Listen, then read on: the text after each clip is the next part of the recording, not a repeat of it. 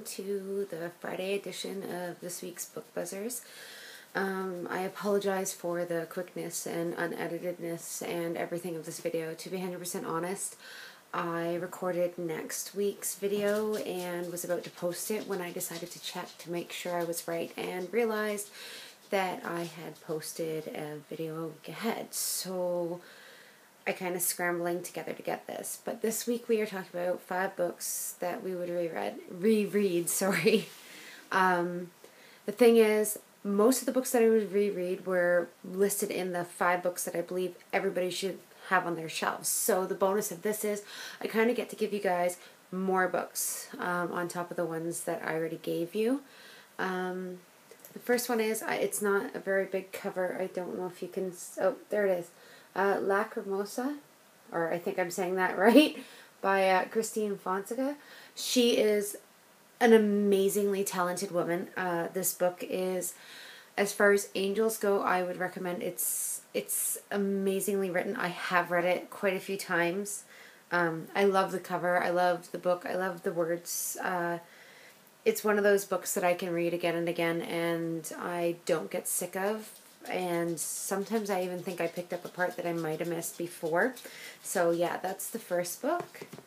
The next one is, I do believe I mentioned the Sookie Stackhouse series in my 5 books that everybody should have on their shelves, but this is like a compilation of the first 3. So it's got, sorry, I can't remember the names off heart, Dead Until Dark, Living Dead in Dallas, and Club Dead. So I figured if I showed you this, it's kind of like cheating. I can give you 3 of the books that I reread all the time in one book. I haven't read this one in particular. I read my other 3. This one I just acquired from a secondhand bookstore. Enemy Through the Gates. This is by D.T. Dillon. I love this book. It is, however, a new adult book.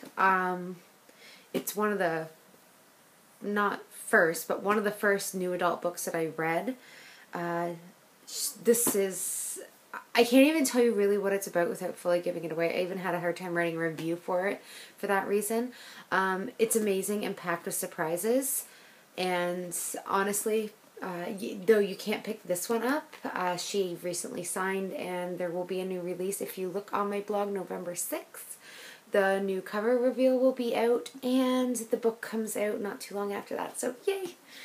What else do I have? Oh, Ashfall.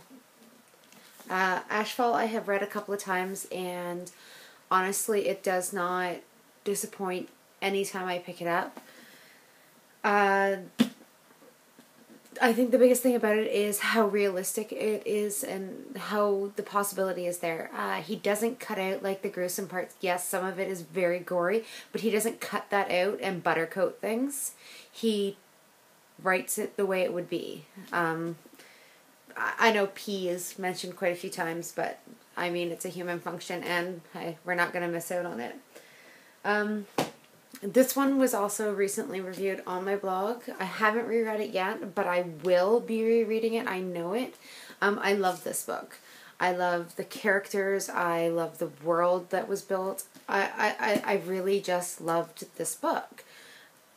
Sarah Reese Brennan did an awesome job on Unspoken, and all the hype and all the love that you're hearing about it has been fully deserved. Okay, and I know I said 5, but I had to add this book.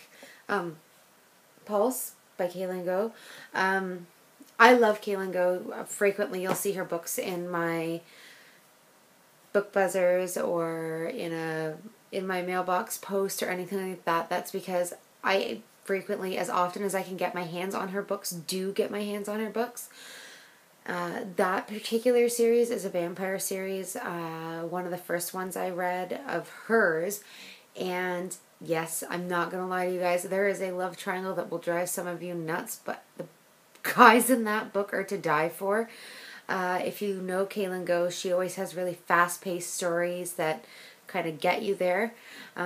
Anyway, I guess that's it. Those are my books. I'd like to hear what you guys reread time and time and again. Maybe I'll find something new to add. Sorry about the quickness, and hope you guys had a great week. Bye!